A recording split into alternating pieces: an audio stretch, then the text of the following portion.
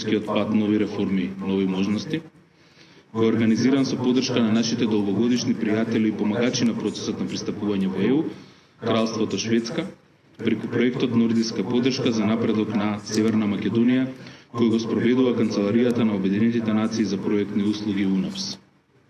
Како главен преговарач со Унијата, навистина ме радува што денеска во ваков состав на присутни на инклузивен и транспарентен начин продолжуваме да дискутираме за предностите и слабостите нотирани во првиот извештај на Европската комисија за Северна Македонија после отварањето на преговорите со ЕУ, кој извештај го добивме минатиот месец. Заедно со процесот на скрининг, овој извештај на Европската комисија доаѓа во вистинско време. Овој извештај ни дава јасни насоки и можност со правилно да се планираат следните реформи и лоцирање точно каде, во кои области треба да дадеме приоритет. Тоа сме го ветиле не само на европските партнери, туку и на граѓаните. Имаме кажано и повеќе пати, но вреди да се повтори, дека како влада имаме одговорен пристап кон оно што е нотирано во годишниот извештај, дека секоја забелешка и препорака ја сметаме за поедовна точка и основа за дефинирањето и планирањето на следните реформски активности. Дека имаме стабилен континуитет во вкупната подготвеност на земјата и одржливи реформи, тоа е так, тоа е факт. Но тој факт не треба да не опушти, напротив, треба да ни даде поттик да го задржиме, односно да му дадеме нова динамика и да засилиме динамиката, особено сега кога сме во фаза на скрининг процесот. Добро ниво на подготвеност е оценката во годишниот извештај за вкупната подготвеност на Северна Македонија за 2022 година. И таа оценка не задолжува да зборуваме гласно и отворено за сите успеси, за сите достигнувања, но и за сите слабости и за се оно што треба да го направиме и да се посветиме на нивно надминување. Колку побрзо ги коригираме укажувањата, толку побрзо ќе се трансформираме и ќе се подготвиме за членство во Унијата. А за тоа имаме и желба, и политичка волја, и капацитет. Владата е посветена на реформите, бидејќи нашата цел не е само членство во Унијата, туку уредена и стабилна Северна Македонија со силни демократски институции кои работат врз европски принципи и стандарди.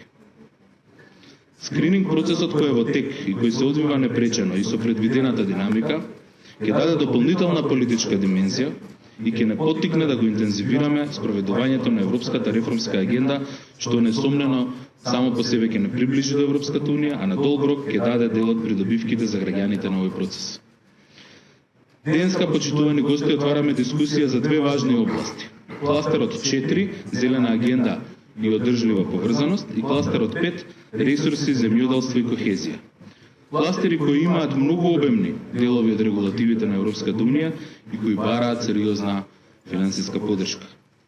Сите кластери и поглавја се важни и имаат своја специфична тежина, но мислам дека овие две се посебно актуелни оваа година поради сите пореметувања на европската сцена и на светскиот пазар со енергенси, но и кризата со храна предизвикани од руската агресија на Украина.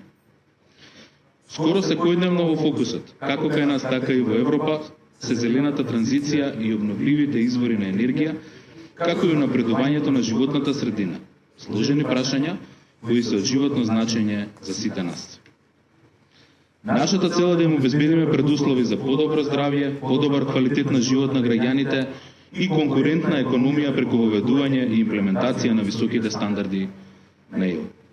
Во областа на земјоделството и руралниот развој, резултатот од евроинтегративниот процес ќе биде пристап до пазарот на ЕУ со над 500 милиони потрошувачи, а на македонските земјоделци ќе им се овозможи да користат средства од фондовите за земјоделство и рурален развој, да го подобрат квалитетот на производите и со тоа значително да ја зголемат нивната конкурентност на пазарот на ЕУ.